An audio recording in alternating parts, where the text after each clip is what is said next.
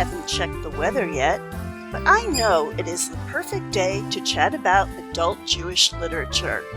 I'm Cheryl Stahl. Thanks for joining me here at Nice Jewish Books. Hi, I am really pleased to welcome author and artist Josh Tuininga to speak about his graphic novel, We Are Not Strangers. So welcome, Josh, and would you please tell me about your book? So this project originated from a story my uncle Marco told me about attending his papu's funeral. It was a typical Sephardic Jewish event until a handful of Japanese American guests arrived. Nobody knew who they were or why they came, but what my uncle Marco found out is that his papu had helped these families when they were forced out of the neighborhood and incarcerated during World War II.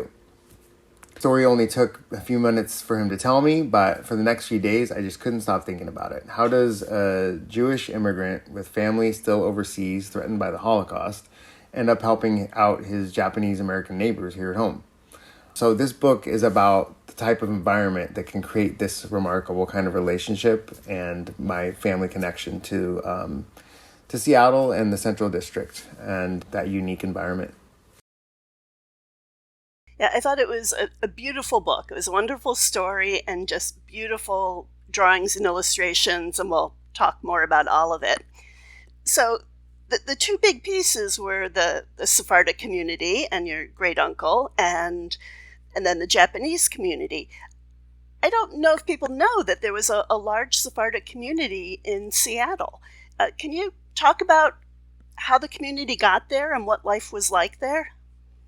Yeah, well, when I first heard this story, I didn't know anything about this. I'm not a historian by any means, but as I started researching and I ended up talking with historians, I started to learn a lot more about the connection between the Sephardic Jews who immigrated to Seattle as well as the Japanese Americans who came here, and they had a lot in common. Things like, the Pike Place Market here in Seattle is pretty famous for its fishing markets, and that was a big draw for people who knew how to fish, and immigrants who knew how to fish would gather there. I mean, before the Japanese Americans were incarcerated, I think it was 4/5 of the fishing markets and Pike Place were Japanese, and similarly, Sephardic Jews had, they were a big part of that community as well. So I think that's one of the main things, as along with many. And the cool thing about this book is the afterword was written by one of the historians I worked with, and it's a really fascinating look at the history and the complexity of that time period. So I thought that was a really nice addition. And that was one thing that your two main characters had in common. The great uncle Marco Calvo and the Japanese character Sam Akiyama. I hope I'm not mangling that too much. No, that's right. That they were both fishermen, that Marco had come from a fishing village in Turkey, and similarly Sam had come from a fishing village his family had come from a fishing village in Japan. Okay, so you mentioned the Japanese internment, which is such a horrible part of the United States history. Would you talk more about exactly what that was? Yeah, after the bombing of Pearl Harbor, the Japanese community was forced into incarceration camps all over. There was 10 camps. In Seattle in particular, Central District, is where this story takes place.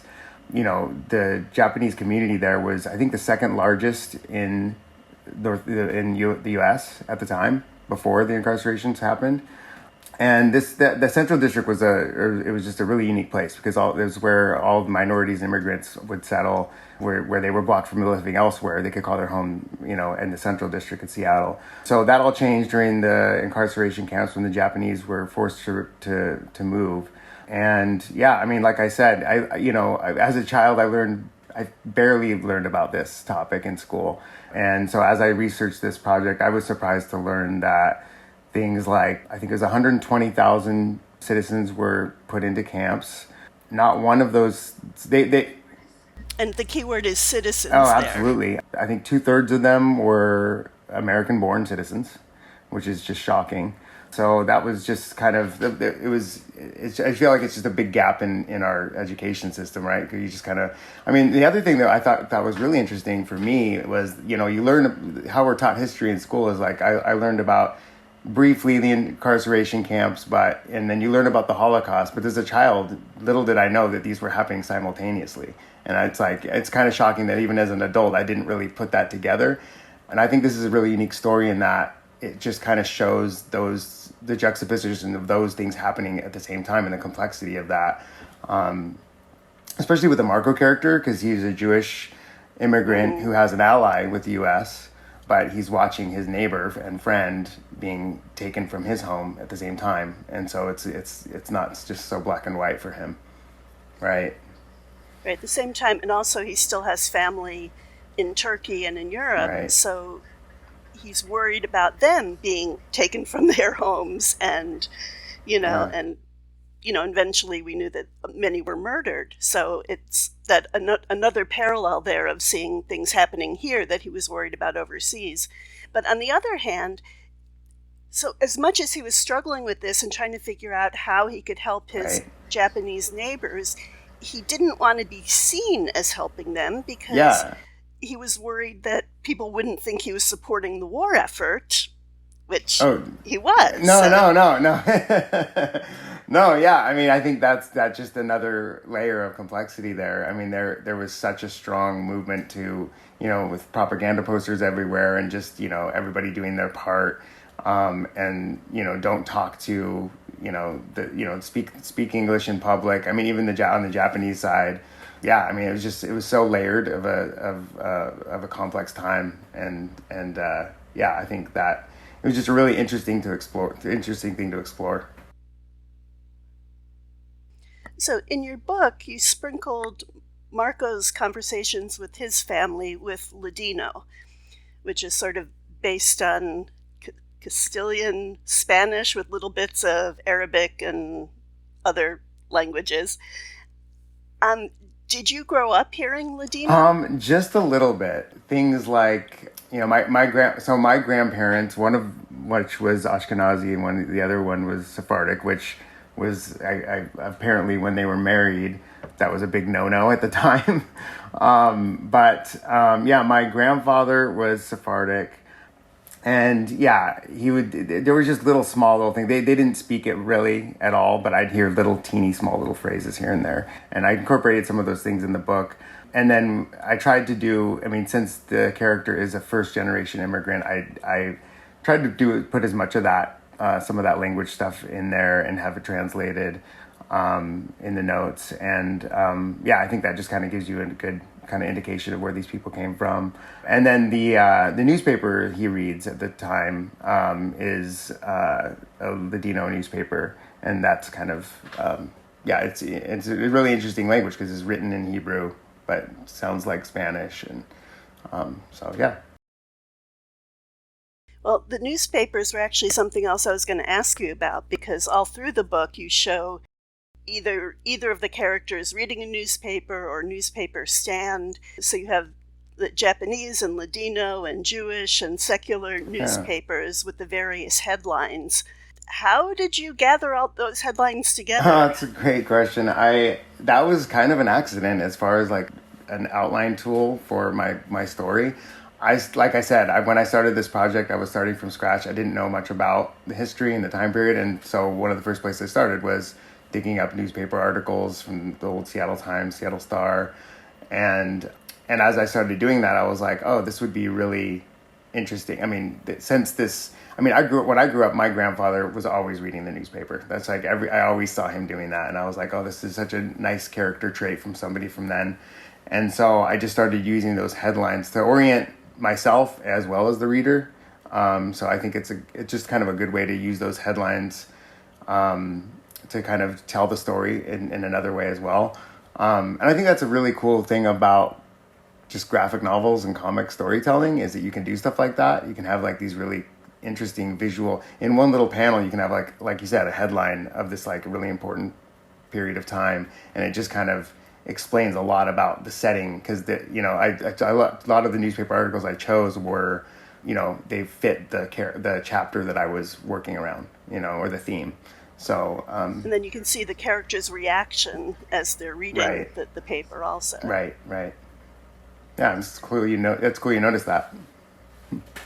Thanks. I had interviewed another graphic novelist, Eric Lickman, who did Camp Pakawakni, which is a totally different type of work. And we spoke about how the size and shapes of the panels influence how you read and view the page. So on page 77, if you had written it, it would have said something like, Marco went to his office, pulled out a file, sharpened his pencil, and cleaned his glasses, which is like a totally boring list of actions. But seeing the image of his hands performing each of these actions in a separate panel, shows a little bit more of the time it took to do all these things. And it just makes it more visceral, like you're a fly on the wall, or you can almost see your own hands doing it. Since you don't see his whole body, you just see his hands. How do you work these things out in your head of what to show and how that changes the pacing? Yeah, that's a great question. I I wish there was a really clear answer, but I think it's trial and error. I think that like that scene in particular, it comes after a point of some sort of contention and confusion and uncertainty. And I think I just kind of wanted to really draw out that tension and the pacing and kind of create a sense of like time, confusion almost for the reader as well. I think that's a point in the book where even the reader is kind of like, what's going to happen here? And so I think that, that I think that's just a good way of doing that. Sometimes I do something like that and it just seems to work. Sometimes it seems to fail. I'm sure that's the same with writing in general. But there's a lot of things there's a lot of subtle things. I don't know if you noticed, but even when you can see where the panels like bleed out into the edges, for instance, of the page, that can kind of create a more impact or a really sense of setting, stuff like that. So yeah, that's really, I love that you're noticing those details. That's great. Well, I loved your book. Well, thanks. Okay, so we've hinted that he did something to help. Do you want to talk about what he did, or is that a spoiler and people will just have to buy the book? No, I think that I'm happy to talk about it, but I think that the main thing about this story, since I looked into the Central District and I started researching more and more, I started to hear about more and more stories of people who did reach out and help their Japanese American neighbors during that time. And the Central District is super unique, like we discussed, because there's so many different cultures with similar histories that, are probably more willing to reach out and help each other. And yeah, so as far as what actually happened, I ended up really weaving in a lot of oral histories and a lot of different scenarios to create this historical fiction story.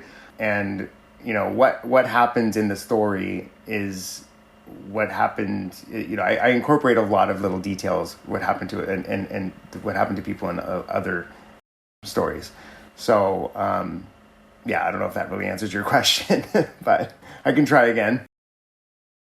You didn't say what he actually did that you showed him doing in the book. Right, I see. Okay, so that's why I was wondering if it was too much of a spoiler. It's kind of a spoiler. Well, so yeah, so I guess, I don't know. What do you think? I think that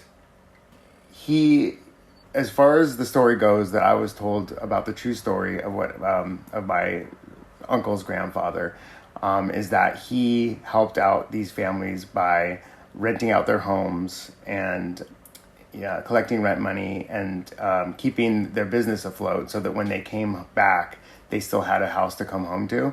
And that was just extremely rare at the time. Most of the people who were incarcerated lost everything. Some people fell homeless.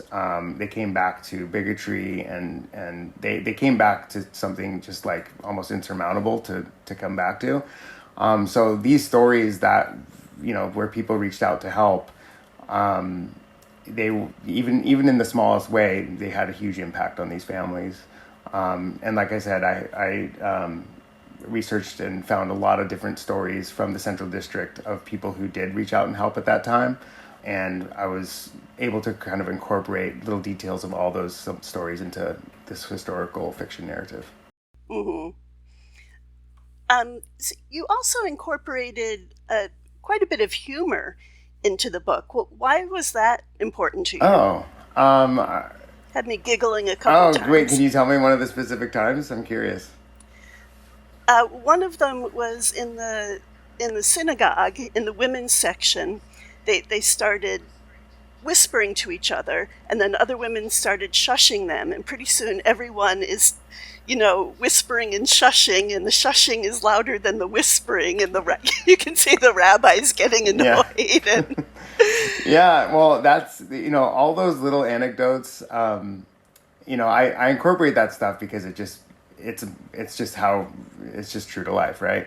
I mean, that story was an oral history that I heard from someone, as a friend of my mother's, who told me this, that exact story from her childhood.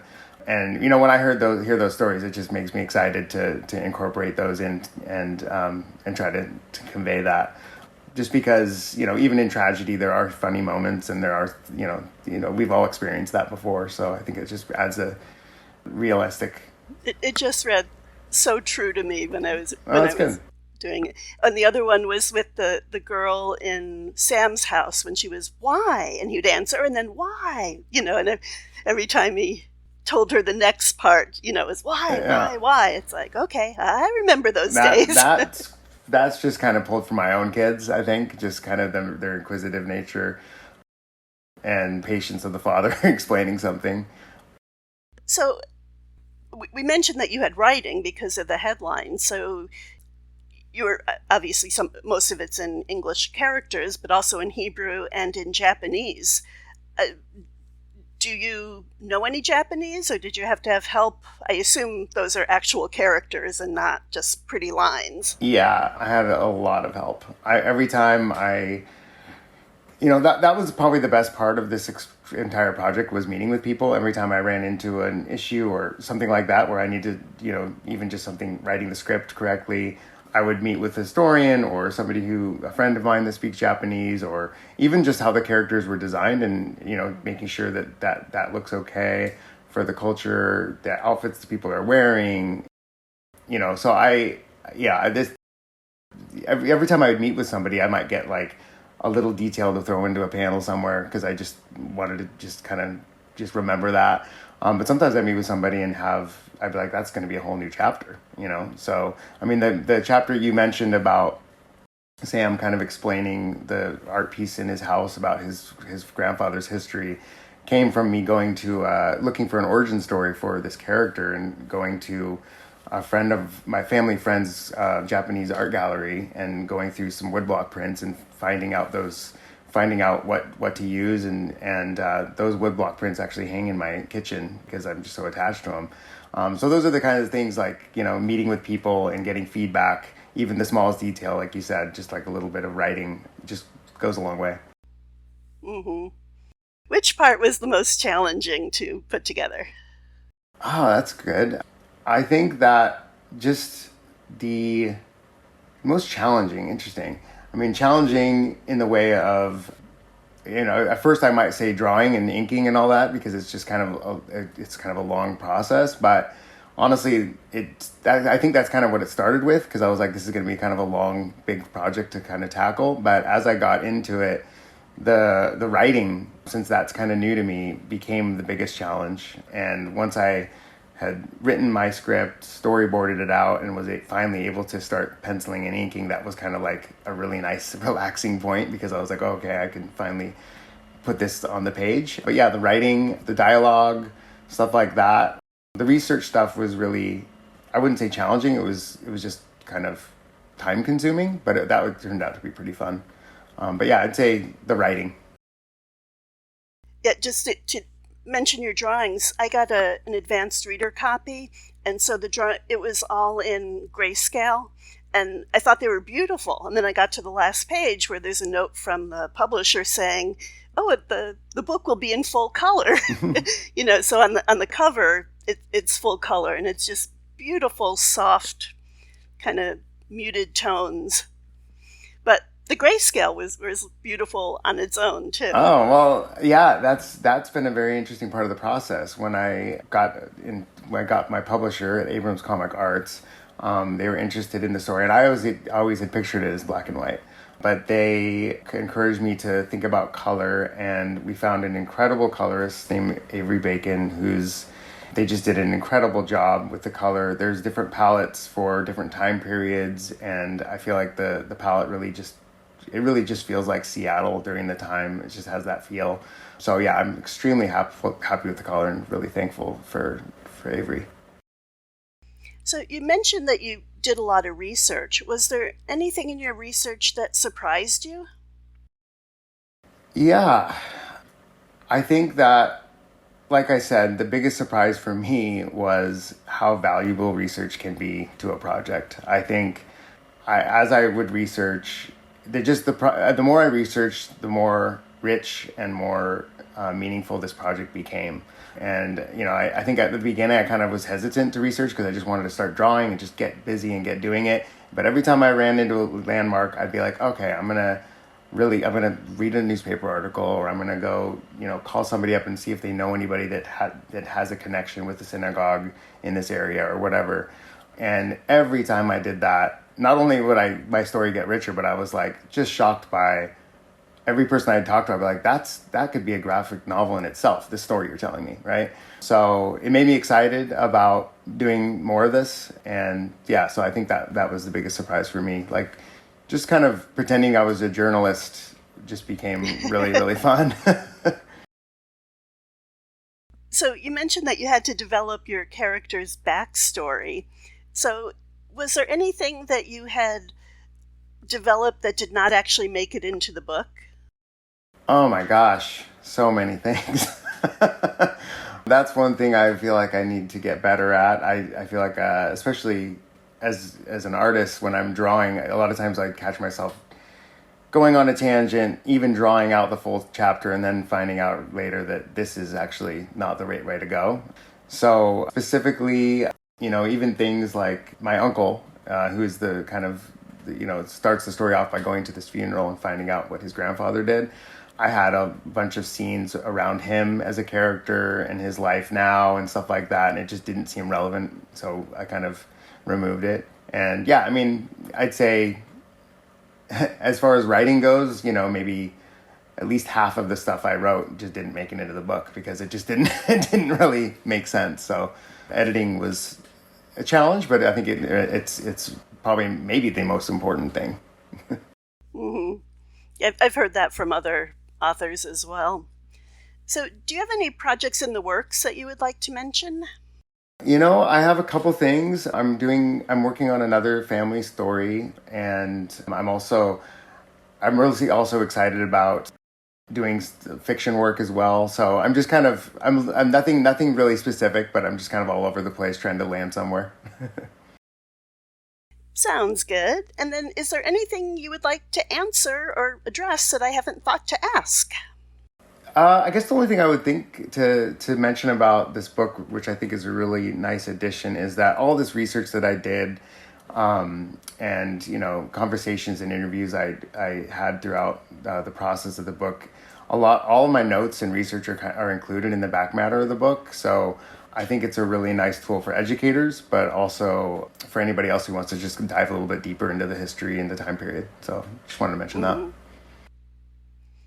If someone were to use your book as a call to action for tikkun olam, for repairing the world, or if you would just like this time as a soapbox moment to say any of your favorite causes, what would that be? So yeah, I think that one of the main things that I'd want to say about this book is it seems like nowadays we're almost encouraged to look at each other as strangers, and people are pretty divided. Even sometimes our neighbors can be looked at as not to be trusted. And I just hope that this book kind of acts as a reminder that it doesn't really have to be that way. In my experience, I live in a pretty rural area, and not everyone in my community sees eye to eye on every issue.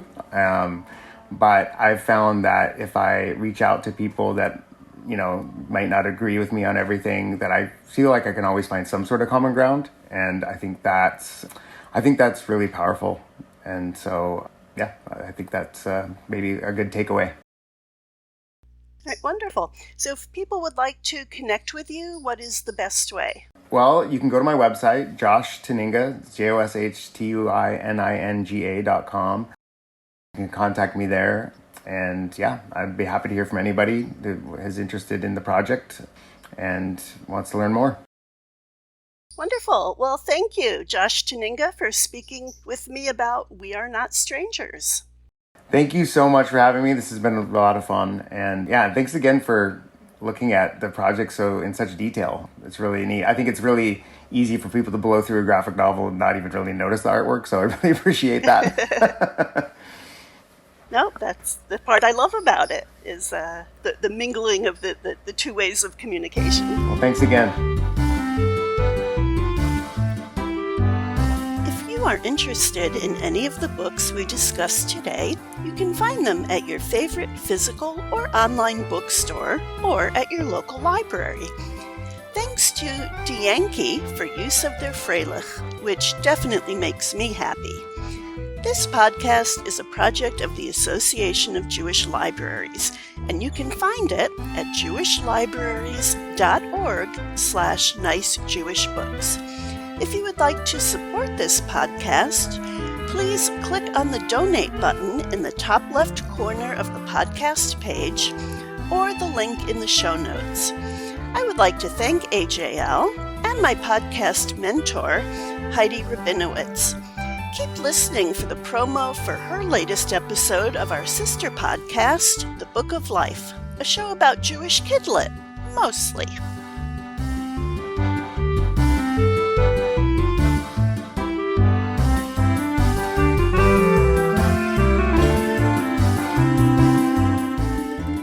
Hi, this is Josh Levy, author of The Jake Show.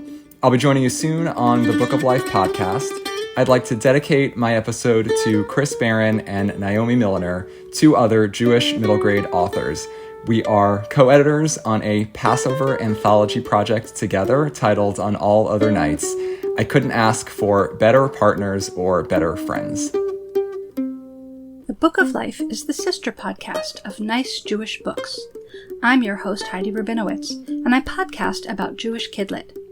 Join me to hear my August 2023 conversation with Josh Levy about The Jake Show.